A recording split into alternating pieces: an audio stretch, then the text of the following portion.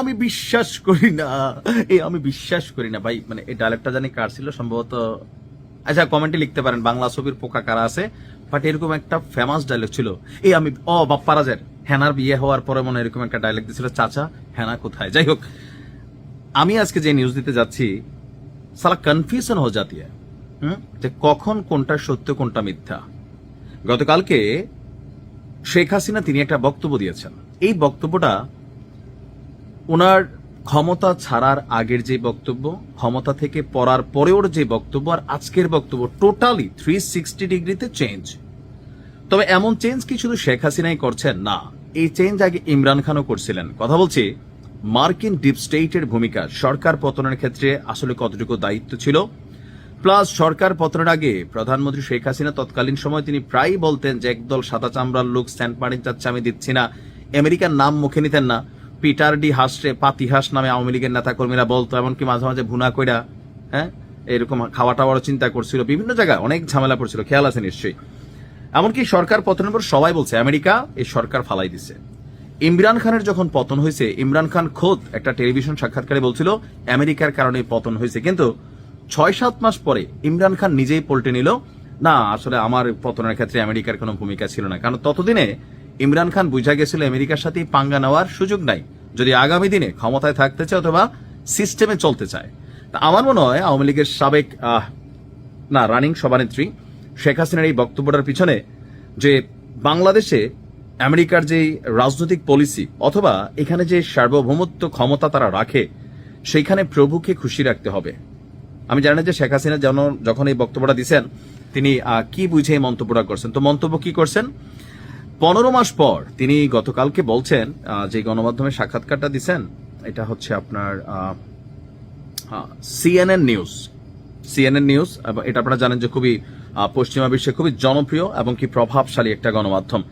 তিনি বলছেন গত বছরের জুলাইয়ে গণ অভ্যুত্থান এবং সরকারের পতনের পেছনে আমেরিকা বা কোন পশ্চিমা শক্তির সরাসরি ভূমিকা ছিল বলে তিনি মনে করেন না।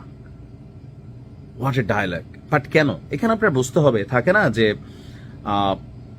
আস্তে আস্তে আমরা যারা রাজনীতি করি, বিভিন্ন দলের বা রাজনৈতিক দলগুলোর প্রধান আছি বা সাময়িকভাবে আছি, যে ভক্তি শ্রদ্ধা করতে হয়, আমেরিকা ভক্তি আদায় করে নেয়, বিষয়টা এরকমই মনে হচ্ছে। তো এর আগে শেখ হাসিনা এবং তাদের দলীয় নেতাকর্মীরা যুক্তরাষ্ট্রকেই মানে আমেরিকাকেই ঘটনার জন্য দোষারোপ করছিলেন। সিএনএন নিউজ 18-কে দেওয়া সাক্ষাৎকার তিনি বলছেন যুক্তরাষ্ট্রের সাথে বাংলাদেশের দীর্ঘদিনের ভালো এবং স্থিতিশীল সম্পর্ক রয়েছে, তাই ওয়াশিংটন বা অন্য কোনো বিদেশি শক্তি বাংলাদেশের রাজনৈতিক বিষয়ে সরাসরি জড়িত এমন ধারণা বিশ্বাসযোগ্য নয়।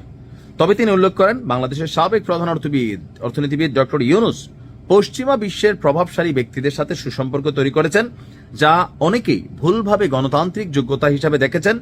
যুক্তরাষ্ট্রের প্রাক্তন প্রেসিডেন্ট ডোনাল্ড ট্রাম্পের সাথে তার সম্পর্ক ভালো ছিল, আর তিনি মনে করছেন যে তিনি দেশ ত্যাগ করতে বাধ্য হন। এখন এখানে গুরুত্বপূর্ণ যে বক্তব্যটা আমার কাছে যেটা মনে হচ্ছে, যে গেল কয়েকদিন আগে দা হিন্দু অথবা ইন্ডিয়া টুডে, গণমাধ্যমটার নাম আমার খেয়াল নেই, তারা কিন্তু একটা প্রতিবেদন করছিল যে এই সরকারে, আওয়ামী লীগ সরকারের মধ্যে মার্কিন ডিপ স্টেটের এজেন্ট কারা। এর মাঝখানে সালমান এফ রহমানের নাম উঠে আসছিল, আইনমন্ত্রী আনিসুল হকের নাম উঠে আসছিল, আরেকজন কে জানি আমি ভুলে গেছি, 3 জনের নাম কিন্তু উঠে আসছিল, আরাফাত। এই 3 জন ডিপ স্টেটের মানে গোপন এজেন্ট হিসাবে এই সরকার পতনে ব্যাপক ভূমিকা রাখছেন। এবং ডোনাল্ড ট্রাম্প যখন প্রেসিডেন্ট পদ পাইল, এর 2-1 মাস বা সময়ের পরে বলো যে বাংলাদেশে কিছু এনজিও ফার্মকে মিলিয়নস অফ ডলার দেওয়া হয়েছে এখানে ডিপ স্টেট পলিসির কারণে। আমেরিকা বিনিয়োগ করে, তারা তাদের স্বার্থে করে।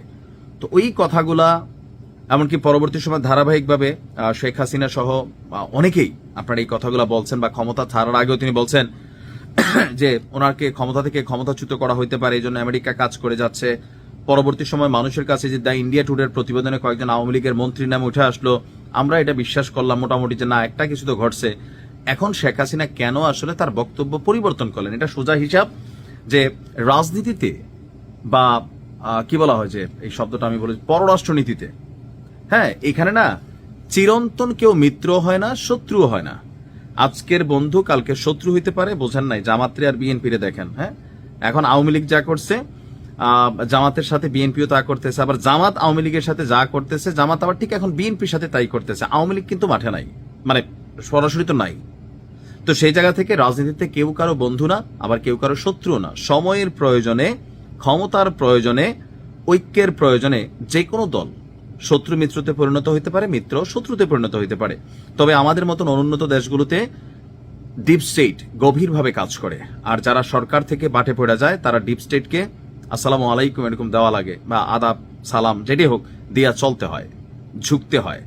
সম্ভবত বৃহত্তর চিন্তায় শেখ হাসিনা সাময়িক ঝুঁকছেন। সময় বলে দিবে। ভালো থাকো।